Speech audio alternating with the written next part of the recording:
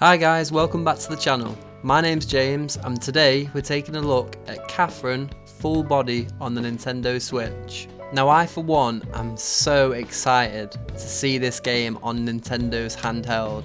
Catherine is one of my all-time favourite games.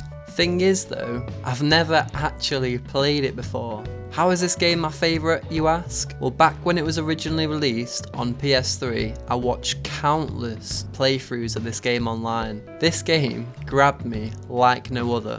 And no, it wasn't because of the nature of the game, although being around 14 years old at the time, who knows what it was. Basically, at the time of seeing it, I'd never seen a game with this anime art style. And just watching cutscenes, the storyline was just booming with personality and charm from the get-go. Back in 2011, I was hoping and praying that it would one day get a European release. And around a year later, it finally did. For one reason or another, I no longer wanted to play the game. I mean, I was earning around 40 quid a week, doing my many paper rounds, and the thought of spending all my money on a game that I'd basically watched every single story it had to offer. Now, I just wasn't convinced. Now, why couldn't I just ask my parents to buy it for me for like Christmas or for my birthday? At this age, my parents could barely let me play Grand Theft Auto. The thought of having them just look at this game's box and the artwork would definitely leave them asking questions I really did not want to answer. So that's Catherine and my reason behind never playing it. My memories of it feel like it's more anime than video game, and in some respects it kind of is. The gameplay comes second in this game, and the fun really lies in the social dating simulation part. That's the main focus, and why I think those who haven't played it should be interested.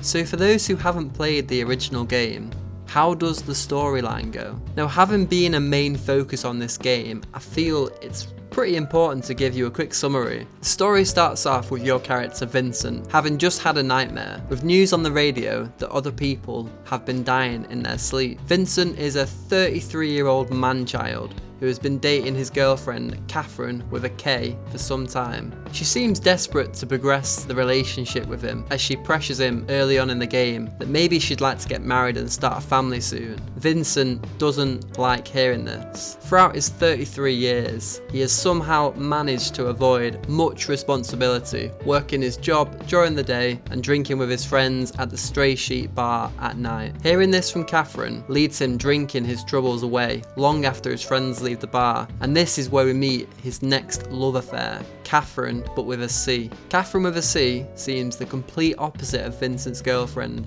being much more free-spirited and likes to just go with the flow of things. Being drunk and scared for his potential future with his girlfriend, Vincent ends up having a one-night stand with Catherine, which is then where you're presented with another literal nightmare. Vincent's nightmares happen throughout the game, and it's where the gameplay side of things is presented to the player.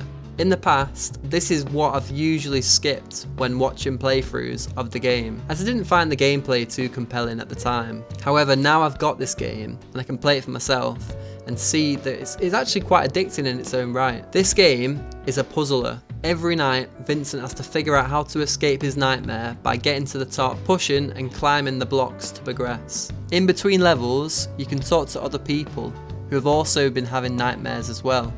They take forms as sheep, and most have their own dialogue. Early on in the game, the sheep I spoke to gave me tips for puzzles that I was about to face. As well as this, you have to answer some questions from the voice, which can change the story of the game depending on which answer you choose, good or evil. I know what you're saying though. This game is 9 years old. I'm sure most of you know the summary and the plot of this game by now. The reason you're probably watching this video is to find out how the graphics and performance play out on Nintendo Switch. Well, for a 9-year-old game, the graphics are superb. If you're into anime, you'll be pleased with this one. On the Nintendo Switch, I can't see any flaws with how this game looks here, compared to how it looks on other consoles. They've done a real great job porting it over. Both handheld and docked play fantastic. In terms of gameplay, this is a perfect style game to have on a handheld, and with the extra arcade game modes added with the full body edition, this one I can actually see myself taking out and playing on the go. So what exactly does full body mean? The added title is basically just the developer's way of saying this is the definitive edition of the game. And for all the definitive editions out there this generation, this one there's an added story and cutscenes, which is really welcome.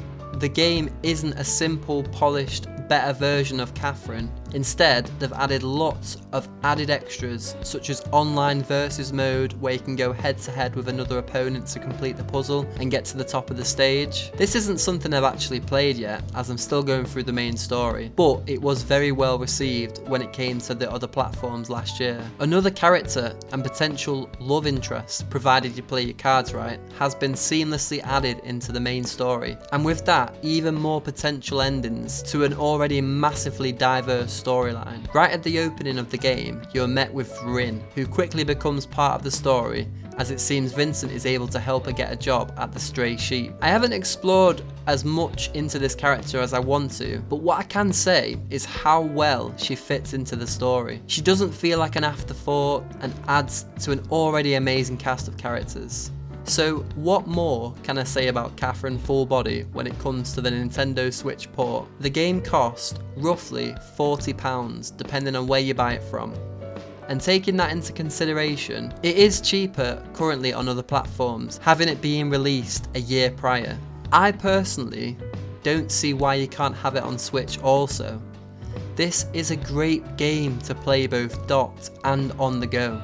The story is compelling and the total runtime of the first playthrough is enough to make most feel they've got their money's worth out of it. Also, adding to the fact that it has so many potential endings, as well as the added on features in this definitive edition, such as arcade and online modes, which again I haven't actually played yet, but I am really looking forward to playing. I'd say this is a must buy for most people looking for a good story, especially if you have no other way to play it. The graphics and performance are absolutely brilliant. And what can I say?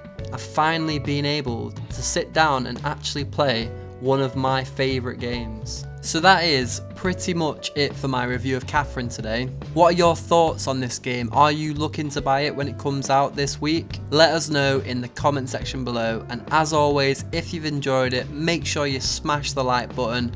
We really appreciate it. Hope you've had a great time watching, and I hope you enjoy the content. If you do, please press the subscribe button. It really helps us grow and form a community here on Gordo, guys. Thanks for watching everybody, and I hope to see you next time. See you later.